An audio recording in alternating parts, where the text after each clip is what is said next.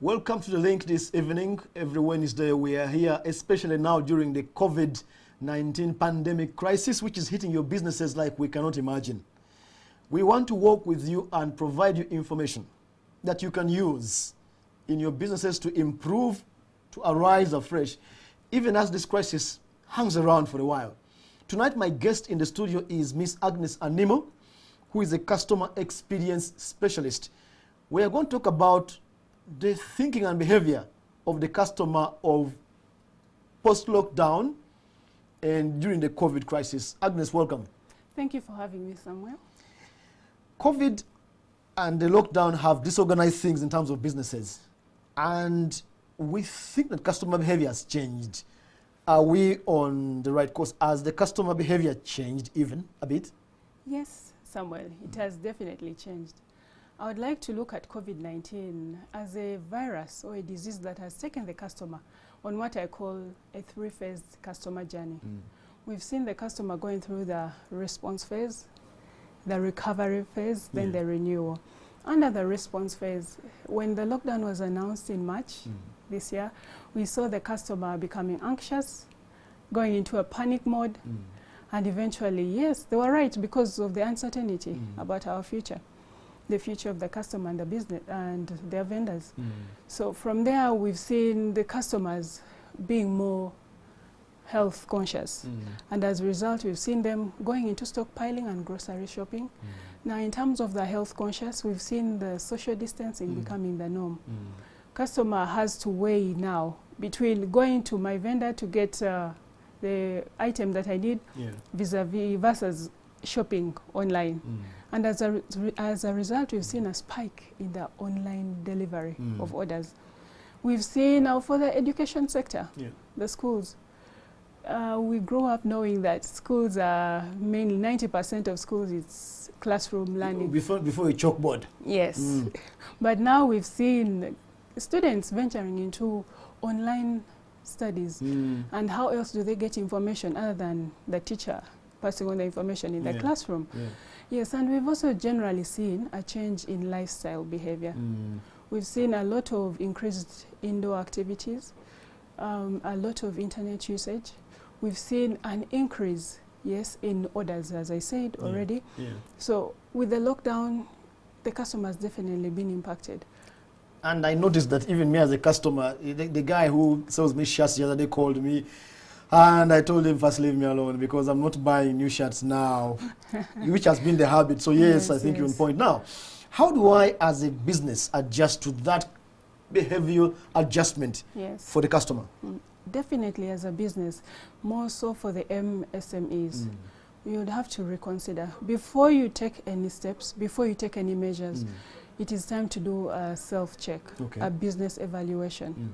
You would like to know where do you fit. There are 4 categories of MSMEs right now, currently. There are those that have identified opportunities and they have expanded.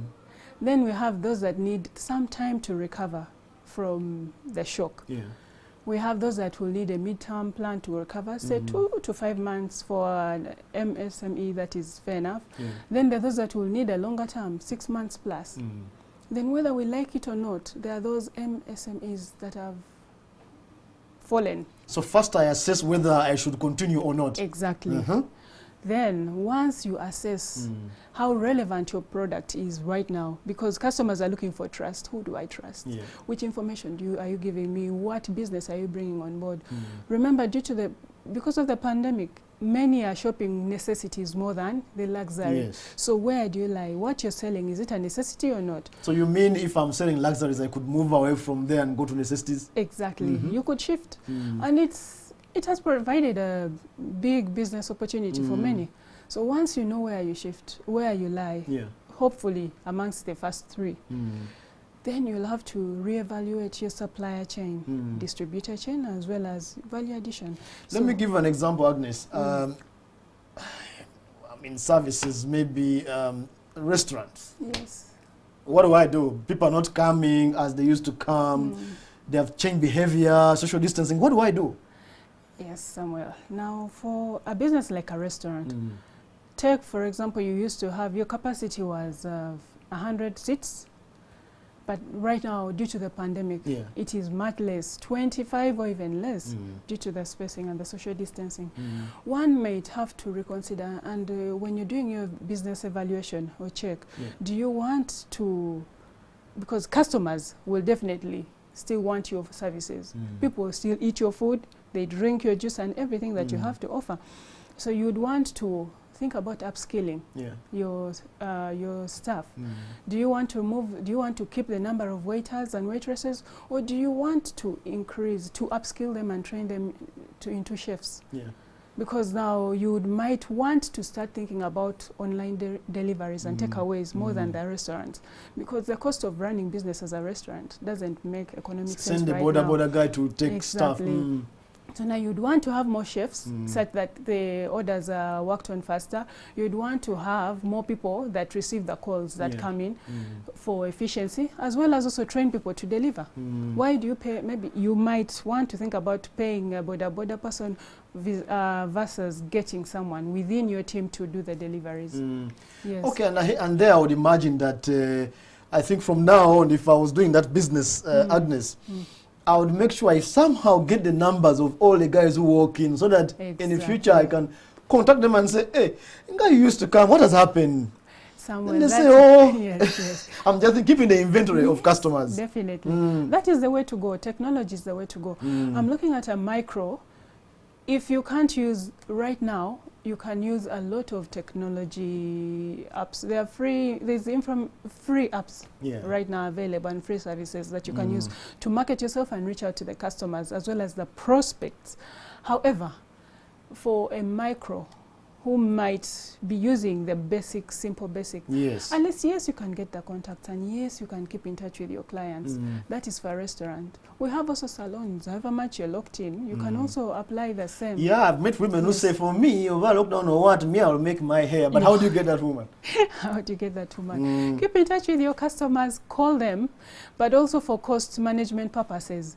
You don't have to call when you go to your customer's premises when you're going to plate only one person. You can find a way of doing it that when you plate, say you're going to plate Agnes, you're going to plate Agnes's daughters, as well as Agnes's maid.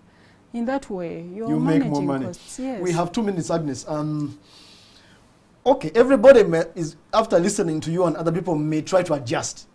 So how do I still stand out? How do I have an edge over everybody trying to adjust? How do I stay afloat ahead of everyone so I don't sink?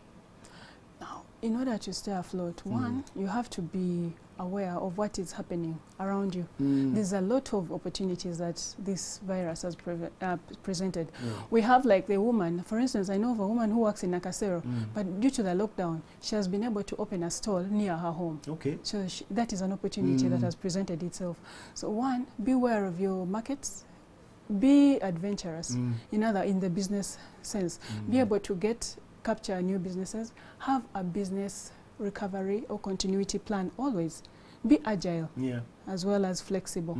Yes, with the virus in place, we don't know when it's going, but otherwise, what opportunities is it presenting to us? Do I have to get raw materials from India, or do I have to get it internally?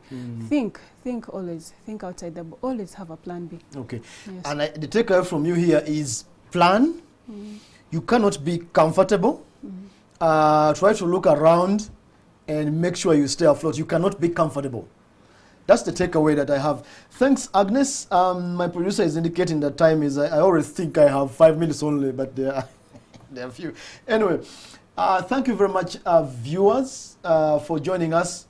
We hope we provided some tips. There's never enough time to go into deep. Hopefully we shall have more time in future to go into the depth of these things so that you can have a more solid takeaway. Otherwise, we just give you tips. Thank you for joining us, and I hope your business can survive the COVID-19 pandemic crisis. That was the link.